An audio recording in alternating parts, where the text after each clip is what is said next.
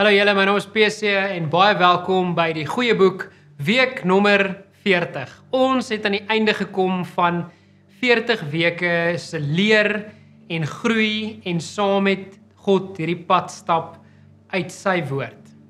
Die woord is vir ons die waarheid en daarom is dit vir ons so belangrik.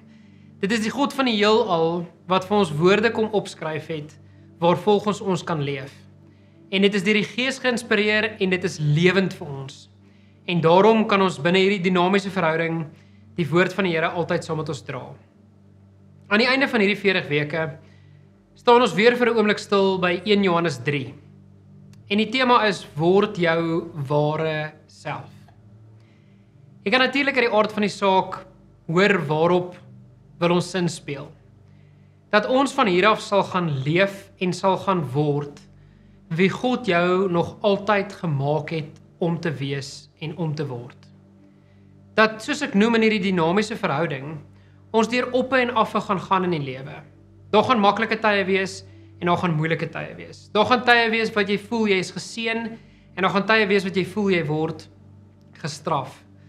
Maar binne dit alles, kom sê 1 Johannes 3 vir ons iets van God se hart, waar hy so graag wil hê, ons moet aanhou ontwikkel, om meer en meer te word soos wat hy is.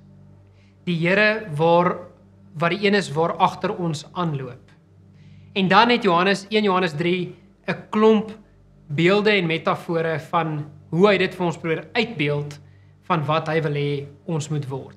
Hy praat wel reguit en hy praat met ons die waarheid en hy sê dat ons het die reg om God se kinders te wees. Dis vir hom 'n enorme gedagte hierdie. Julle moet onthou, toe Johannes gekies is as Jesus se disipel, was hy die jongste gewees van al die disipels. Hy was definitief nog 'n tiener gewees, toe hy agter Jesus aangeloop het. En teen die tyd wat hy 1, 2 en 3 Johannes geskryf het, was hy al 'n ou man. En selfs uit sy hart en deur sy pen, vloei daar iets, wat jy amper nie kan glo, hoe in verwondering staan hy, dat God sê, ons het die reg om sy kinders genoem te word nie. Hy kan dit selfs op sy ou dag, kan hy nie anders as om oor te borrel daarvan om te sê, besef jy wat dit beteken, dat die God van die heelal gee vir jou die reg om sy kind te wees. So naby soos wat 'n pa wil wees aan sy kind, wil hy hê sy kind moet wees aan die pa. So naby wil God hê, moet ons aan hom wees. Hy kom leer vir ons en waarsku ons wel ook, dat as ons in sonde en in haat gaan aanhou leef, dat ons nie eintlik dan die reg het om kinders van God genoem te word nie. Dat ons nie dan sy naam gestand doen om te leef soos wat die wêreld kan sien hoe God binne ons lyk nie. Ons is eintlik bietjie besig om afbreek te doen aan die getuienis wat ons het, want as ons sê ons is God se kinders, maar ons tree die heeltyd in ongeregtigheid of in sonde op, dan raak dit moeilik om daai twee goed bymekaar uit te bring. Ons weet in die wêreld waarin ons leef, geniet mense dit ook baie maklik om te sê, ja maar julle Christene. Julle sê julle aanbid God en julle leef volgens God se woord, maar kyk hoe hanteer julle mekaar, kyk hoe maak julle in die wêreld en groot beskuldigings wat baie keer na ons kant toe gegooi kan word. Die feit van die saak bly staan, ons almal is feilbaar. Ons almal het foute. Maar God ken jou hart. En as hy sien jou hart is op die plek waar jy wil ontwikkel, soos wat hy vir ons openbaar, hy wil hê ons moet doen, dan sien hy raak, ons wil ergens op weg wees saam met hom. Ons wil ergens heen op reis wees saam met hom, tot die dag wat ons weer met hom herenig gaan wees, en saam met hom in die hemel gaan wees. En wat 'n ongelooflike dag gaan dit nie wees nie. Dis hoekom Johannes eintlik nie uitgepraat kan raak, oor as hy sê, ons het die reg om kinders van God genoem te word nie, want hy weet, ons is erfgename en ons erfporsie is die ewige lewe. Hy sê dan wel, daai gehoorsaamheid, of daai getuienis wat ons wil leef, kan ook 'n sekerheid van geloof binne jou wek. Hy kom leer vir ons dat sekerheid van geloof en sekerheid van God wat leef binne in jou, en God wat deur die Heilige Gees in jou wil woon, en God wat ook al in heelal leef en alomteenwoordig is in hierdie aarde, daai selfde God kan jy glo en weet wil naby jou leef. Hy het 'n plan met jou lewe. Hy het 'n doel met die ontwikkeling waardeur hy jou vat, deur die oppe en die awe.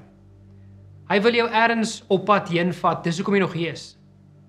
Want as God met jou klaar was jy 10-10-1 al in die hemel gewees. Ons leer dat 1 Johannes 3 net gaan oor die Heilige Gees, wat daai gehoorsaamheid en daai wete in ons kom wek.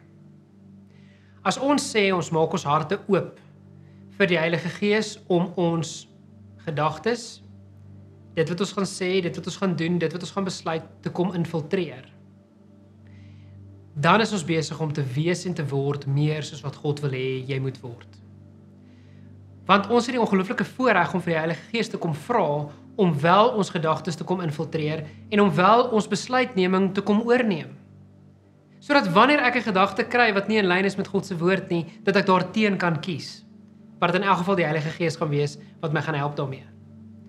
Dat as ek agter iemand terug wil praat of ek wil iets doen wat nie in die wil van die Here is nie, dat ek 'n wag voor my mond sal sit en dis die Heilige Gees wat dit kom doen. Want hy het jou die reg gegee om sy kind te wees. Hy wil jou rig en lei om te word wie hy wil wees jy moet word. Soos wat 'n ouer vir 'n kind sal rig en lei om die beste weergawe van hulle self te wees wat hulle kan word. Mag jy in 1 Johannes 3 weer gaan rondkrap en gaan besef en ontdek watter groot waarde daar is om te weet ek is 'n kind van die Here. En ek wil my hele karakter, my hele wese in die rigting beweeg waarin God wil hê ek moet beweeg. Dit sal vir jou tot soveel seën in jou lewe wees. En dit sal jou 'n standvastige geloof gee wat jy baie keer in jou lewe gedink het nie moontlik is nie. Mag dit ook so wees vir jou.